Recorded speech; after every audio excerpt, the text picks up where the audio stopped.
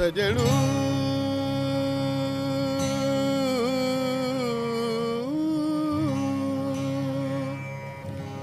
सजणू ऐं साणे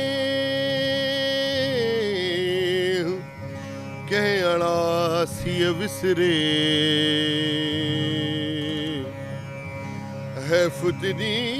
हज़रत शाह अब्दुल लतीफ़ भिटाई सरकार ने सिंधी ज़बान में सिंध के लोगों की रोज़मर्रा ज़िंदगी से मिसालें लेकर इस तरह से उन्हें बयान किया है कि उनके कलाम में हर दौर के इंसान के लिए हिदायत है और उनका कलाम सबके लिए मशअल राह है।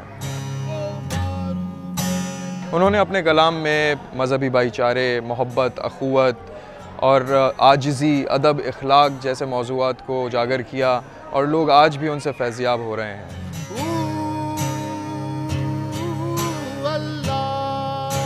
अक़ीदत के साथ लोग आते हैं इधर, अपने आप को सुकून की तलाश में आते हैं यहाँ पे और यहाँ से कुछ न कुछ लेकर जाते हैं।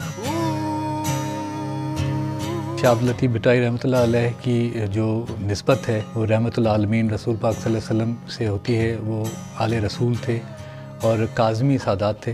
इमाम मूसा काज़म की 23rd जनरेशन से उनका ताल्लुक़ था।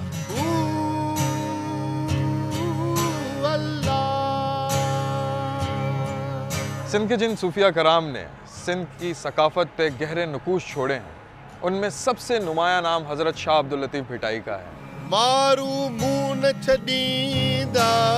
हज़रत शाह अब्दुल लतीफ़ भिटाई रूहानी बुज़ुर्ग भी थे और ज़िंदगी के नगमागर भी।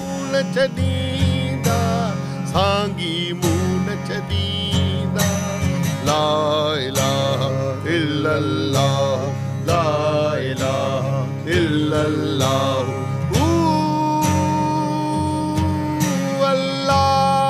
मटियारी में एक दरगाह मौजूद है इनके परदादा की, सखी हाशिम शाह की। फिर इनके जो उसके बाद जो परदादा हुए, जो सखी हाशिम शाह के बाद, वो शाह करीम बुलड़ी, जो कि इनके मुर्शिद भी थे और इनके परदादा भी थे। ये बहुत इंस्पायर थे मौलाना रूमी के तसव्वुफ़ से और सारी ज़िंदगी इन्होंने कुरान पाक और मौलाना रूमी का मसनद रूमी जो है वो हमेशा अपने साथ रखा और उसका बहुत मुताला भी किया। हमेशा एक शेर बहुत कोट किया करते थे जो कि शाह करीम का एक बैत है कि हर सांस, हर जो हम जो ब्रेथ लेते हैं वो एक अल्लाह का पैगाम है, एक मैसेज है इंसान की तरफ। परवरदिगार हमें हर लम्हे याद रखता है, ये उसका सबूत है कि वो हमें सांस, जब तक हमें अल्लाह की इजाज़त नहीं होगी तो हम सांस नहीं ले सकते। तो मैसेज हमें मिलता है, उस मैसेज के बदले में हमने हर सांस के बदले में अल्लाह का शुक्र अदा करना है और सजदा करना है परवरदिगार को।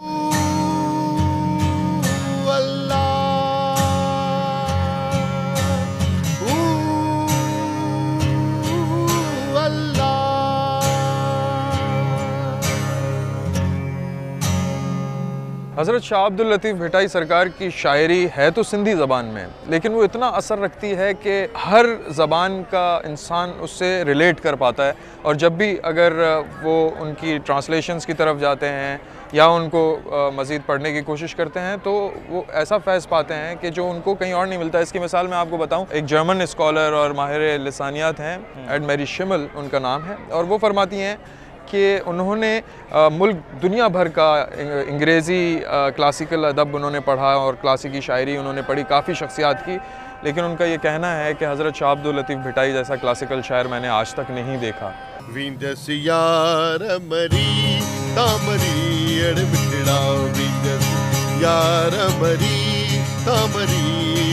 ये जो जगह है भिट शाह, यहाँ वो पहले नहीं रहते थे, वो कोटरी के अंदर उनका ख़ानदान आबाद था और फिर वो यहाँ पर आके उन्होंने सुकून इख्तियार किया। उसकी भी एक स्टोरी है और भिट बेसिकली मिट्टी के टीले को कहते हैं सिंधी के अंदर, तो इसी की निस्बत से उनका नाम भिटाई पड़ा।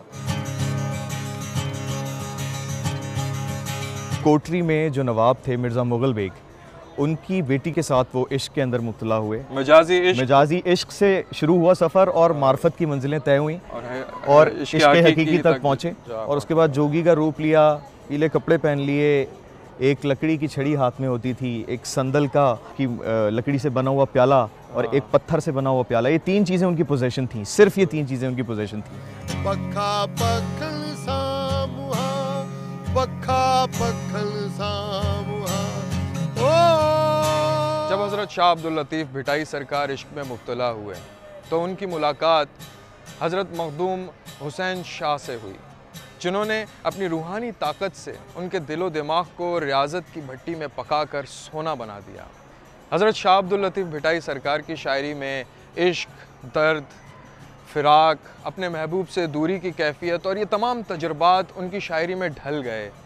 और यही वो तजुर्बात थे, यही वो दर्द था, यही वो इश्क था जो अपने महबूब से मिलने की चाहत में उन्होंने मारवी, सस्सी और मूमल की दास्तानों में अहले दिल के सामने पेश किया।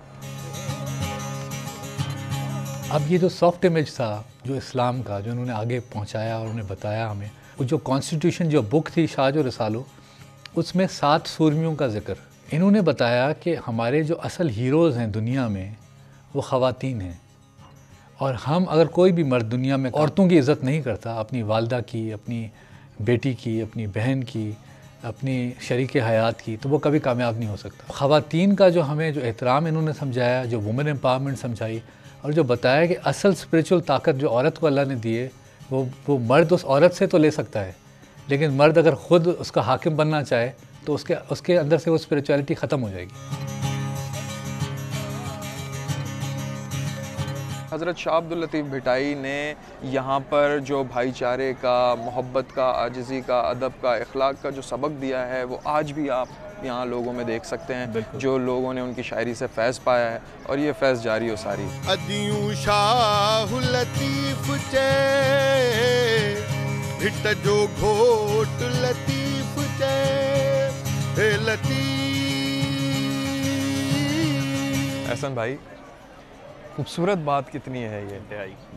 मैं सिर्फ ये सोच के ही हैरान हो जाता हूँ कि अभी भी हमारे मुल्क में ऐसी वो दर्सगाहें, वो जगहें मौजूद हैं जो हर तरह के तासुब से पाक हैं। बेशक। और सबसे अमेजिंग बात नाज़रीन मैं आपको बताना चाहता हूँ, ये जो सबील है ये 8-10 साल से इमाम हुसैन की सबील यहाँ मौजूद है, जो कि एक हिंदू ने लगाई है।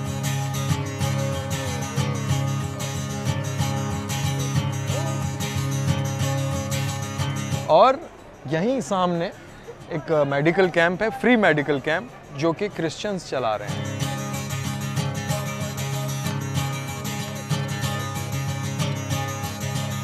शाह अब्दुल लतीफ़ भिटाई सरकार ने अपनी ज़िंदगी में ही अपना कलाम, यहाँ पे एक बहुत मशहूर झील है जिसे कराड़ झील कहते हैं, अपना पूरा कलाम मजमुआ उसमें डाल दिया।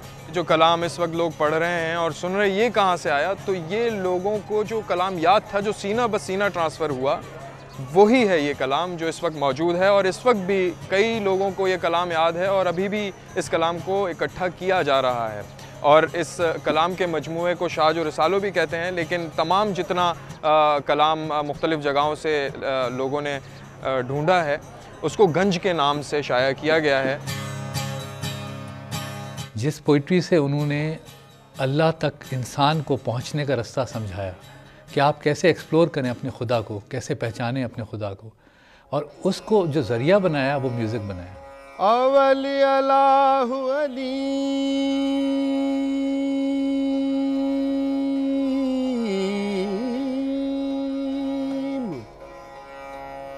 आलम जो धनी। शाह अब्दुल लतीफ़ भिटाई के जो टोटल सुर हैं वो कहीं 30 और कहीं 32 मेंशन किए गए हैं।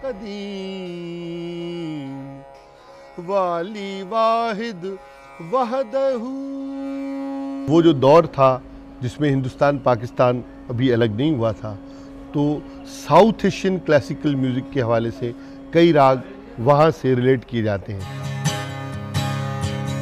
तो जो म्यूज़िकल इंस्ट्रूमेंट इन्होंने ईजाद किया खुद, उसको तंबूरा कहते हैं, जिसमें 5 तारें थीं जो कि पंजतन पाक से उनको निस्बत दी। और फिर फ़कीरों को मखसूस अंदाज़ बताया कि वो राग कैसे पढ़ना है। यहाँ तक कि फ़कीरों को ये तलकीन की कि जब आप राग पढ़ने के लिए बैठें तो आपका पेट खाली हो।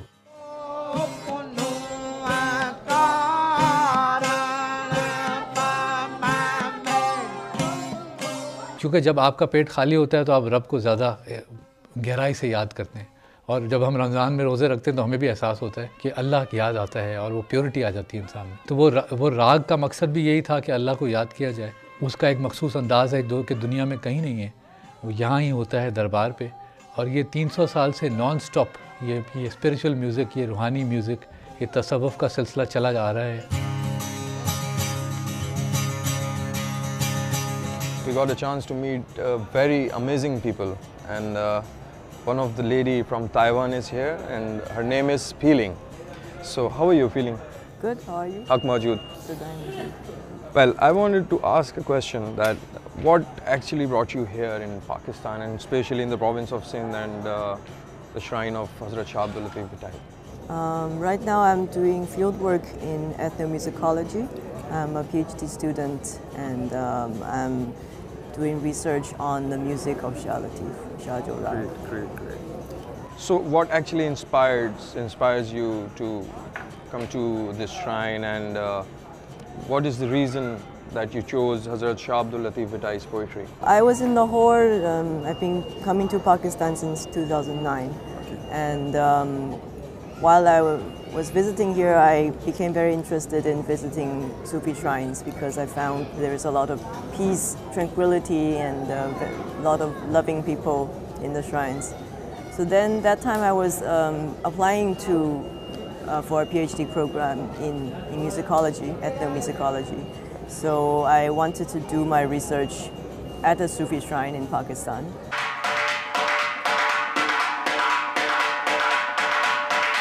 धरती से प्यार, आपका अपने माँ बाप से प्यार, आपका रिलेशनशिप्स को ऑनर करना। वो मारवी अपने मंगेतर को ऑनर करती है और वो वक्त के बादशाह से शादी नहीं करती। और जब वो वापस जाती है उस मंगेतर के पास, तो वो मंगेतर उसको ठुकरा देता है कि तुम इतना अरसा महल में रही हो, ऐसा तो हो नहीं सकता कि तुम्हारा कोई रिलेशनशिप ना रहा हो। जब मारवी वो उस कर्ब से गुजरती है तो वो कहती है कि माणू मिट मली रजा सबई पर क्या सो। मैंने अपने अजीज़, अपने रिश्तेदार, अपने जितने दोस्त थे उनको सबको परख के देखा। सोखी भाई सबको ओखी तू ही तुम, ए रब तू ही सच्चा प्यार करने वाला है, ओखी तू ही तुम। तो ये जो कॉन्सेप्ट्स हैं ये समझाए लतीफ़ साईं ने कि आपको असल दोस्त आपका वो रब है। हज़रत शाह अब्दुल लतीफ़ सरकार 63 साल की उम्र में इस दुनिया से रहलत फरमा गए। 14 सफ़र को उनका बड़े ही एहतमाम से, अक़ीदत से सालाना उर्स मनाया जाता है।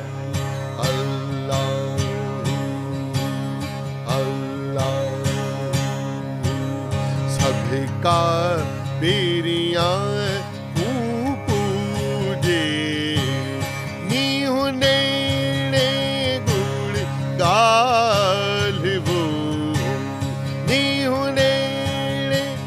मैं ये उम्मीद करता हूँ कि मुझ समेत बाकी सब लोग जो ये प्रोग्राम देख रहे हैं वो यकीनन आएंगे और कोशिश करेंगे कि हज़रत शाह अब्दुल लतीफ़ भिटाई सरकार के कलाम को पढ़ा जाए, उसको मज़ीद एक्सप्लोर किया जाए, लोगों तक पहुँचाया जाए, ताकि ये फैज़ सब तक पहुँचे जिस तरह से अभी तक पहुँचे चला ही जा रहा है।